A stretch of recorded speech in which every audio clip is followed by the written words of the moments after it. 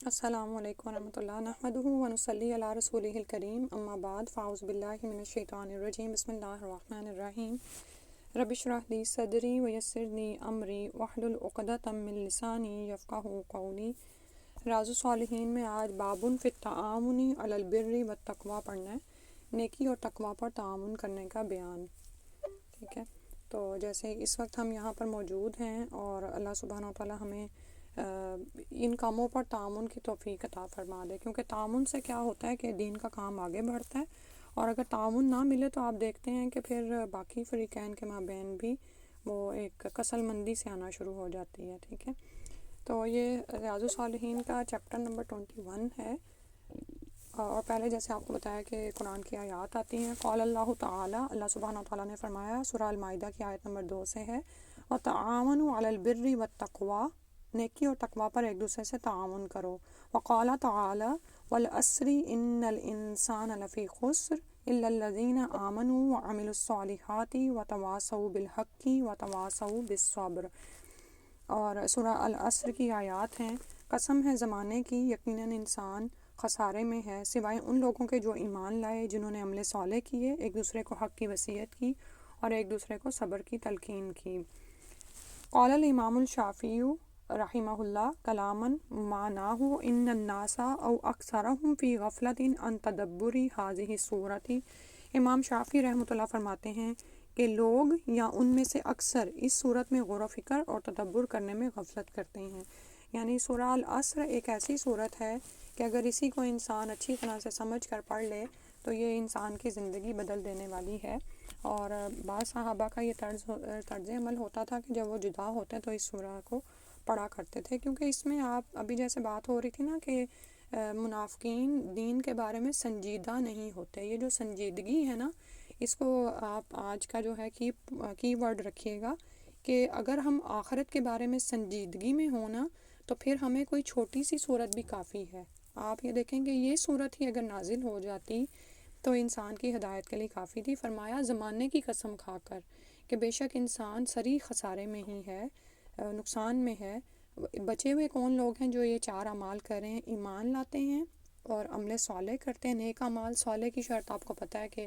اللہ کے لیے خالص کیا جائے اور سنت کے مطابق ہو صلی اللہ علیہ وآلہ وسلم، اور آپس میں حق بات کی وصیت اور صبر کی تلقین کرتے رہے، کیونکہ جب آپ اس راہ پر نکلتے ہیں، دعوت کا پیغام کرتے ہیں تو ایک دوسرے کے ساتھ کی ضرورت ہوتی ہے۔ وتواصوا باب میں سے ہے، واو کے بعد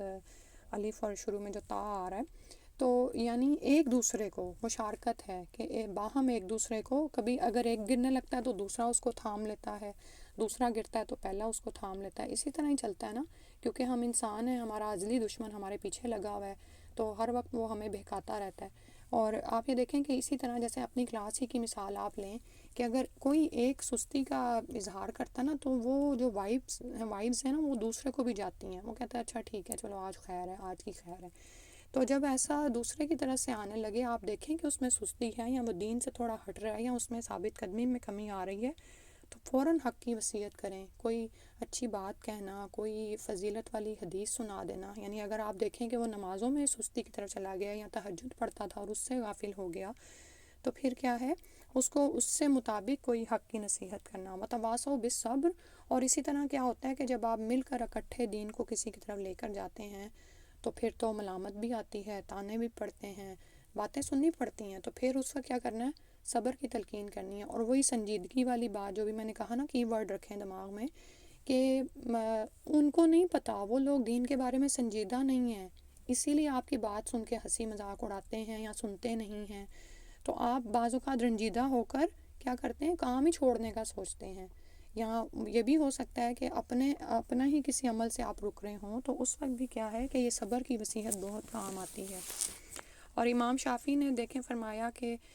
لوگ یا ان میں سے اکثریت، یعنی اکثریت غور و فکر اور تدبر نہیں کرتی کہ فرمایا کیا جا رہا ہے، 3 ہی آیات ہیں، سبحان اللہ۔ اب اس سلسلے کی حدیث ہے عن ابی عبد الرحمن زید بن خالد الجہنی رضی اللہ عنہ قال قال رسول اللہ صلی اللہ علیہ وآلہ وسلم من جہز غازیا فی سبیل اللہ فقد غزا۔ ابو عبد الرحمن زید بن خالد جوہنی رضی اللہ عنہ سے روایت ہے، رسول اللہ صلی اللہ علیہ وسلم نے فرمایا، جس نے اللہ کے راستے میں کسی جہاد کرنے والے کو جہاد کا سامان تیار کر کے دیا، جہازہ یعنی تیار کر کے دیا سامان، غازین کسی غازی کو، فی سبیل اللہ اللہ کے راستے میں، فقد غزہ تو بلا شبہ اس نے خود جہاد کیا، صرف سامان تیار کر کے دیا تو خود جہاد کیا، ومن خلف غازین فی اہلہ بخیرین، اور جس نے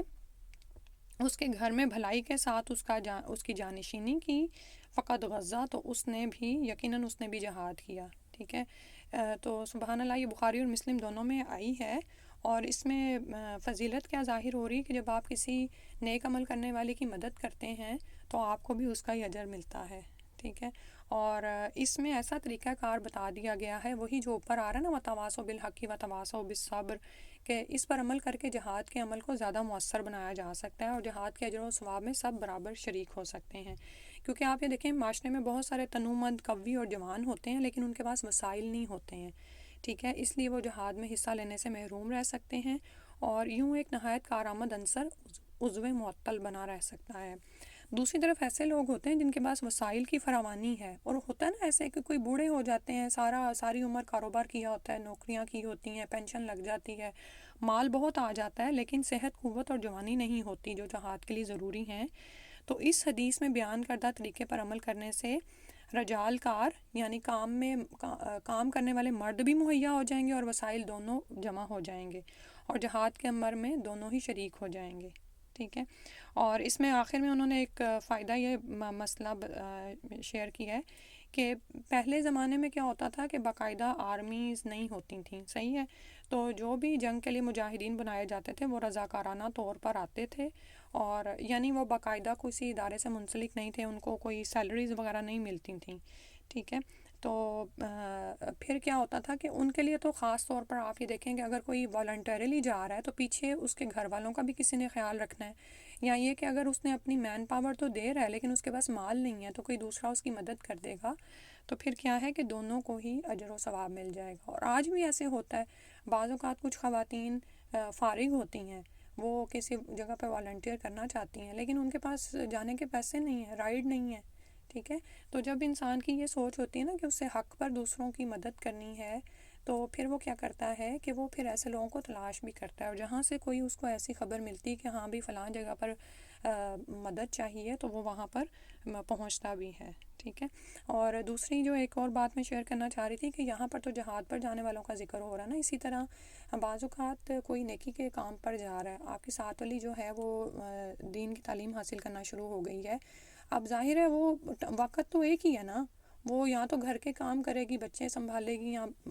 پڑھے لکھے گی، اللہ نے ذہن اچھا دیا ہے، قرآن میں تدبر بڑا اچھا کر رہی ہے،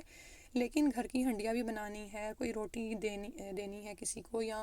گروسری کرنی ہے، یا بچے پالنے ہیں، تو اگر آپ کو کسی کی ایسی خبر ملتی ہے، آپ اپنے گھر سے نہیں نکل سکتے، تو آپ پھر ایسے لوگوں کی مدد کریں، اور یقین رکھیں کہ اجر ضائع نہیں جاتا، وہ اجر جو وہاں بیٹھ کے جا کے کمائے گی وہ اس میں آپ کو شریک رکھا جائے گا۔ بیک ہوم میں بہت ساری ایسی ٹیلنٹڈ لڑکیاں ہیں کہ وہ اپنی ماہانہ 5,000 فیس ادا نہیں کر سکتی، لیکن حافظہ اللہ نے ایسا دیا ہوا ہے کہ حفظ کریں تو یاد کر جائیں، اور ماشاءاللہ یعنی کہ آگے سے آگے بڑھ جائیں، لیکن وسائل نہیں ہیں۔ تو جہاں پہ بھی آپ کو ایسی کوئی خبر ملے تو بالکل نہ جھجکا کریں کہ نہیں پتہ نہیں کہیں لگے گا کہ نہیں لگے گا، ہاں تھوڑی بہت اپنی تسلی تو ہونی ضروری ہے، لیکن آپ یہ دیکھیں کہ وہ لڑکی جو سیکھے گی پھر آگے جو کچھ پھیلائے گی اس کا سارا اجر و ثواب آپ کو بھی یہاں پہ بیٹھے ملے گا، سبحان اللہ۔ پھر اگلی پڑھتے ہیں انشاءاللہ، حدیث نمبر 180 ہے، وعن ابی سعید الخدری رضی اللہ عنہ ان رسول اللہ صلی اللہ علیہ وسلم بعث بعثا الی بنی لحیان من حذیل فقال لینبعث من کل رجلین احدہما والاجر بینہما، رواہ مسلم۔ ابو سعید خدری رضی اللہ عنہ سے روایت ہے، رسول اللہ صلی اللہ علیہ وسلم نے حذیل قبیلے کی شاخ بنو لحیان کی طرف، جبکہ وہ مشرک تھے، ایک لشکر ان سے جہاد کے لیے بھیجا، اور فرمایا ہر 2 آدمیوں سے ایک ضرور جائے، لیم بعث من کل رجلین، ضرور جائے، یعنی تاکیداً فرمایا، لام یہاں پر تاکید کے لیے ہے، من کل رجلین 2 آدمیوں میں سے، احدہما ان میں سے ایک ضرور جائے، والاجر بینہما اور اجر جو ہے ان دونوں کے درمیان تقسیم ہو جائے گا۔ مسلم نے اس کو روایت کیا ہے، اور مطلب یہی تھا کہ دونوں اجر کے مستحق ہوں گے، جہاد میں جانے والا بھی اور جو پیچھے رہ کر اس کے گھر کی دیکھ بھال کرے گا، خبر گیری کرے گا تو اس کو بھی. اسی طرح آپ جانتے ہیں کہ عمر رضی اللہ عنہ نے اپنے ساتھی جو تھے ان کے ساتھ اس طرح سے وہ کیا ہوا تھا کہ ایک دن وہ نبی صلی اللہ علیہ وسلم کی خدمت میں حاضر ہوتے اور دین سیکھتے، اور دوسرے جو تھے وہ معاش کی تلاش میں چلے جاتے. ٹھیک ہے، تو اسی طرح آپ یہ دیکھیں کہ حکمت کے ساتھ ہم پیٹرن کر سکتے ہیں. دین بھی سیکھتا رہے انسان اور اپنی دنیا کو بھی نہ چھوڑے. ولا تنسک نصیبہ کا فی الدنیا. دنیا تو ظاہر ہے کھانا بھی ہے، بچوں نے بھی مانگنا ہے، اگر گھر میں کوئی بڑے بوڑھے ہیں تو انہوں نے بھی یہ کرنا ہے. تو گھر کے مرد صرف یہ سوچ کر کہ نہیں مجھ پر تو معاش کی ذمہ داری ہے اور دین تو میں اب کیا سیکھوں، تو ہر کوئی اجر میں حصے دار بن سکتا ہے. پھر اس کے بعد 181 ہے، یہ ہم چیپٹر انشاءاللہ ختم کریں گے. ابن عباس رضی اللہ عنہما ان رسول اللہ صلی اللہ علیہ وآلہ وسلم لقیا رقبن بے روحاہی فقال من القوم. ابن عباس رضی اللہ عنہما سے روایت ہے، عبداللہ بن عباس ہیں. ٹھیک ہے، 4 عبادلہ ہیں نا، تو یہ عباس رضی اللہ عنہ کے بیٹے کا ذکر ہے کہ رسول اللہ صلی اللہ علیہ وسلم روحا جگہ پر ایک قافلے کو ملے تو آپ صلی اللہ علیہ وسلم نے پوچھا من القوم، کس قوم سے ہو، کون لوگ ہو؟ قالو، انہوں نے کہا المسلمون، کہ ہم مسلمان ہیں.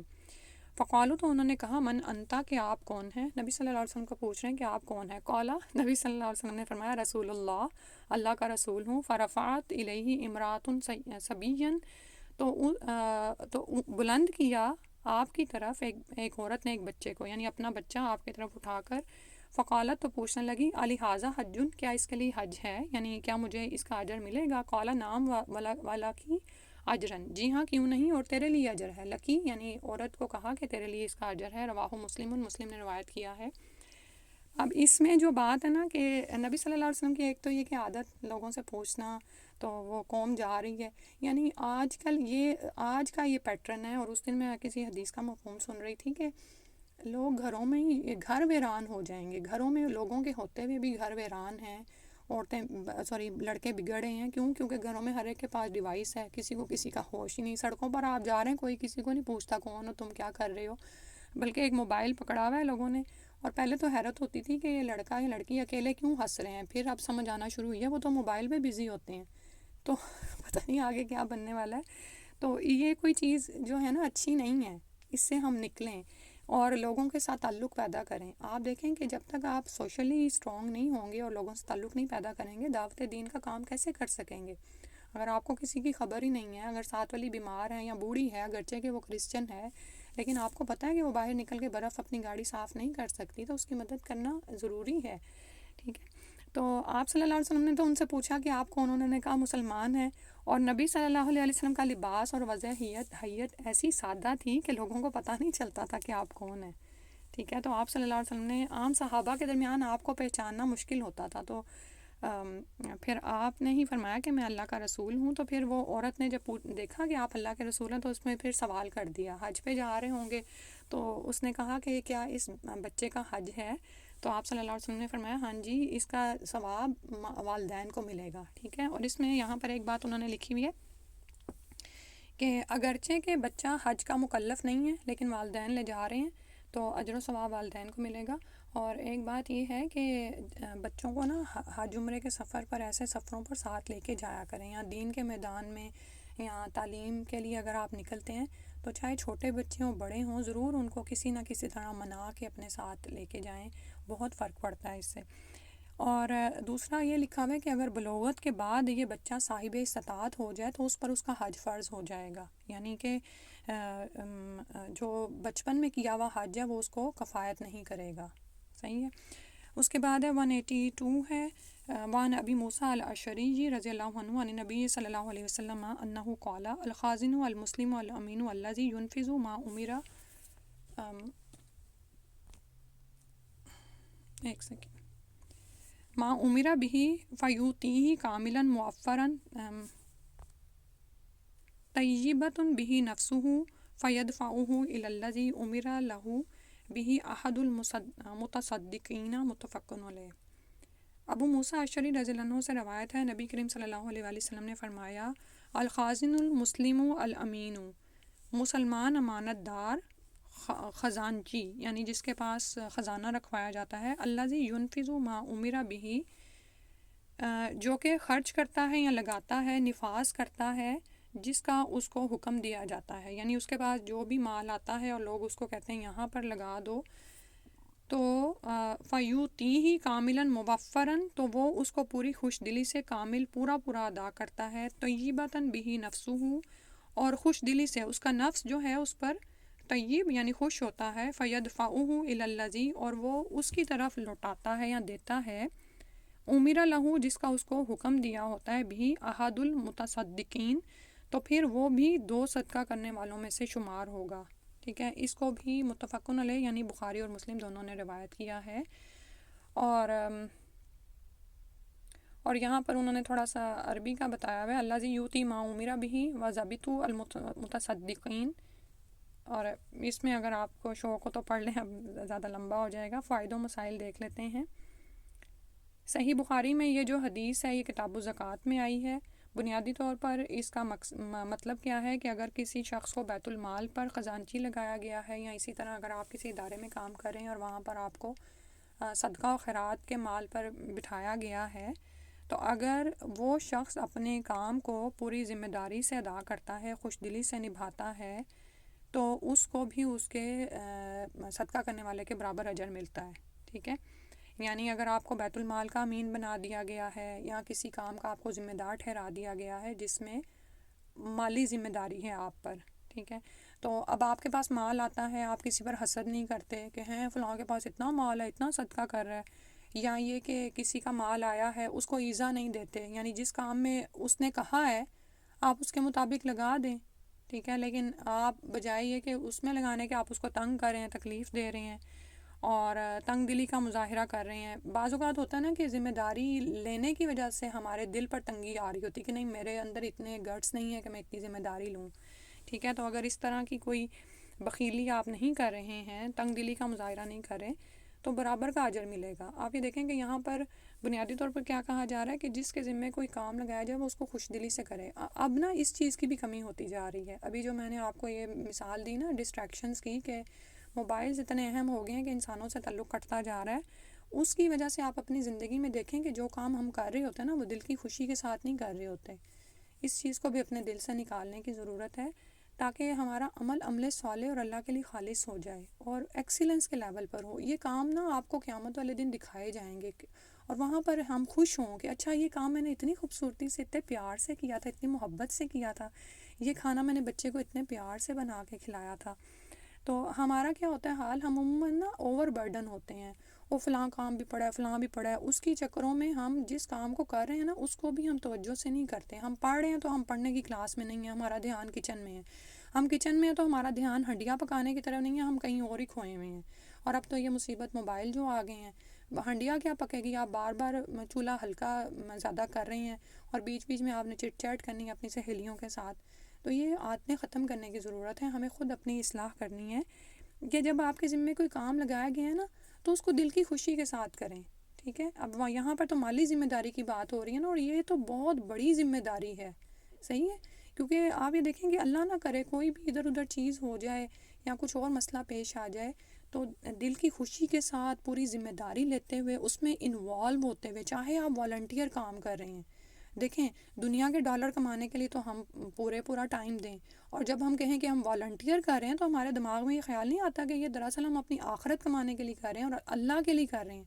تو جو کام اپنے باس کے لیے کریں وہ تو ایکسلنس کے درجے پر کریں، اور جب ہم اللہ کے لیے کریں تو اس میں کہیں چلو ٹھیک ہے ہو ہی جائے گا نا۔ تو ان چیزوں کو بھی اپنی زندگی سے نکالنے کی ضرورت ہے، اور بڑی رغبت پوری خوش دلی کے ساتھ ذمہ داریوں کو نبھایا کریں۔ اور پھر یہ جو فضیلت یہاں پر لکھی ہوئی ہے نا